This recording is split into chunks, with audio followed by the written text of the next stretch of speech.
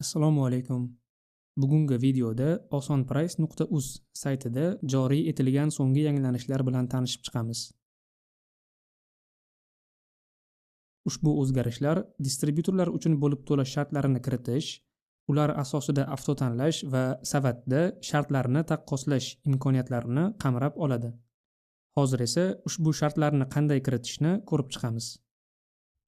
Price listlar bo'limiga kirib, kerakli distribyutorda chegirma qo'shish tugmasini bosamiz.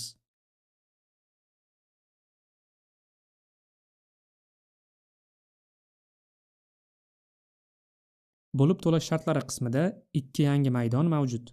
To'lovni kechiktirish kunlar soni va oldindan to'lov miqdori foizda. To'lovni kechiktirish kunlar soni maydoniga distribyutor tomonidan bo'lib to'lash uchun belgilangan muddatni kiritamiz. Oldindan to'lov miqdori foizda maydoniga esa bo'lib to'lash sharti asosida distribyutorga oldindan to'lanadigan summa foizini kiritamiz. Kiritilgan bo'lib to'lash shartlari, shuningdek, chegirma va bonus foizlari avtotanlash bo'limida avtomatik hisobga olinib, eng maqbul takliflar shakllantiriladi. Saqlash tugmasini bosib, avtotanlash bo'limiga o'tamiz. Bizning misolda kerakli mahsulotlar avtotanlash oynasida allaqachon tayyor. Parametrlar oynasini ochib, kerakli sozlamalarni kiritamiz. Muddatli to'lov bo'yicha yillik foiz stavkasi maydoniga Markaziy bankning yillik iste'mol kredit stavkasini kiritamiz.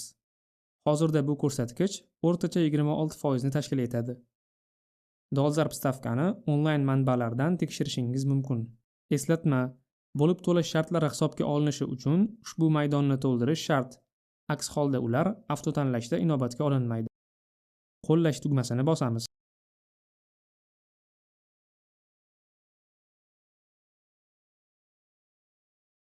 Avtotanlashdan so'ng savatga qo'shish tugmasini bosib, kerakli variantni tanlaymiz. Narx bo'yicha arzonroq, lekin distribyutor ko'proq. Price list bo'yicha distribyutorlar kamroq, narx esa biroz yuqoriroq. Qo'llash tugmasini bosamiz. Ko'rib turganingizdek, avtotanlash jarayoni yakunlandi va buyurtmalar savatga kelib tushdi. Summa ustunida distribyutor price listlaridagi odatiy narxlar summasi ko'rsatiladi. Ammo yangi muddatli to'lovdagi narx ustuni faqat tovar narxini emas, balki oldindan kiritilgan bo'lib to'lash shartlarini ham hisobga oladi. Bu yerda tabiiy savol tug'iladi. Bularning barchasi nima uchun hisoblanadi? Sababi shundaki, bo'lib to'lash orqali xarid qilish, hatto 100% naqd to'lov orqali sotib olishdan qimmatroq bo'lsa ham, biznes uchun foydaliroq bo'lishi mumkin. Chunki siz tovarni bo'lib to'lashga olib, qolgan to'lanmagan summani boshqa tez aylanuvchi buyurtmalarga yo'naltirishingiz mumkin. Ushbu muddat ichida tovar sotiladi, foyda olinadi va aylanma mablag' muzlab qolmaydi. Tizim aynan shu potensial foydani hisobga oladi. Shuning uchun muddatli to'lovdagi narx ustunida ko'rsatilgan summa ustuniga nisbatan kamroq bo'ladi. Muhim jihat: distribyutorga siz baribir summa ustunida ko'rsatilgan real narxni to'laysiz. Muddatli to'lovdagi narx bu bo'lib to'lash orqali olishingiz mumkin bo'lgan foyda hisobga olingan tahliliy ko'rsatkich hisoblanadi. Endi savat bo'limidagi yangi taqqoslash funksiyasini ko'ramiz.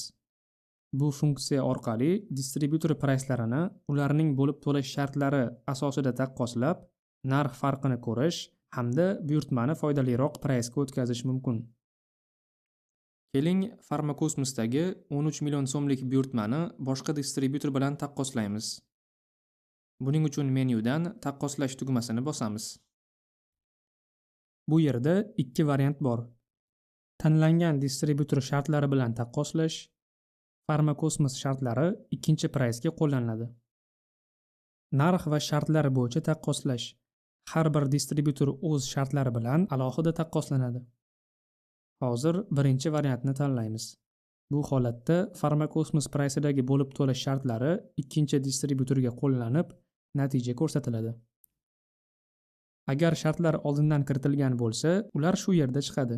Aks holda, shu oynaning o'zidan kiritish yoki tahrirlash mumkin va ular saqlanib qoladi. ikkinchi distribyutorni tanlab, taqqoslash tugmasini bosamiz.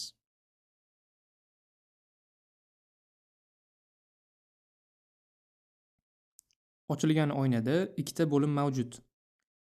Yangi tovarlar bo'limida taqqoslanayotgan distribyutorda topilgan mahsulotlar ko'rsatiladi. Bizning holatda ularning soni 39 ta. Distribyutorda topilmadi bo'limida esa taqqoslanayotgan distribyutorda mavjud bo'lmagan mahsulotlar joylashgan.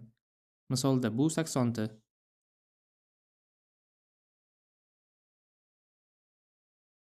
Chap tomonda topilgan mahsulotlarning Farmakosmosdagi narxlari va asosiy ma'lumotlari aks etgan. O'ng tomonda esa ayni mahsulotlarning taqqoslanayotgan distribyutor Garmoniya Farmdagi narxlari va ma'lumotlari ko'rsatiladi. Ko'rib turganingizdek, topilgan 39 ta mahsulot Garmoniya Farmda 1% dan ortiq arzon. Shu sababli buyurtmani Farmakosmosdan Garmoniya Farmga o'tkazish maqsadga muvofiq. Buning uchun yuqoridagi taqqoslangan tovarlarni qo'shish tugmasini bosamiz. Natijada Farmakosmos praysidagi 13 million so'mlik buyurtmaning bir qismi 8 million so'mgacha kamaydi. Qolgan mahsulotlar esa Garmoniya Farm praysiga o'tkazildi. Endi taqqoslashning ikkinchi variantini Madina Farm Toshkent praysidagi buyurtmada sinab ko'ramiz. Taqqoslash oynasiga o'tamiz va yetkazib beruvchilarni narx va shartlar bo'yicha taqqoslash bo'limini tanlaymiz. Kerakli distribyutorni belgilaymiz. Ushbu taqqoslash variantida har bir distribyutor praysi uchun shartlarni alohida kiritish mumkin. Muhim jihati shundaki, boshlang'ich to'lov kamroq va bo'lib to'lash muddati uzoqroq bo'lgan distribyutor biz uchun foydaliroq hisoblanadi. Masalan, agar Garmoniya Farm 30 kun emas, 60 kunlik bo'lib to'lashni taklif qilsa, bu unga ustunlik beradi. Yoki Madina Farm Toshkent praysidagi oldindan to'lov foizi pastroq bo'lsa, bu holat uning foydasiga ishlaydi. Hozircha oldindan to'lov shartlarini o'zgartirmaymiz. Agar distribyutor chegirma yoki bonus taklif qilsa, ularni ham kiritish mumkin. Tizim kiritilgan ma'lumotlarni hisobga olib, bo'lib to'lashning real qiymatini avtomatik hisoblaydi. Natijada praysdagi narx o'zgarmagan bo'lsa ham, uzoqroq muddat va kamroq oldindan to'lov taklif qilgan distribyutorda umumiy summa biz uchun arzonroq ko'rinadi. Barcha ma'lumotlar kiritilgach, taqqoslash tugmasini bosamiz. 208 ta tovar Garmoniya Farm praysida topildi. Ko'rib turganingizdek, tannarx bo'yicha Garmoniya Farm taklifi 1% ga qimmatroq. Muddatli to'lovdagi narx esa 2% ga qimmatroq.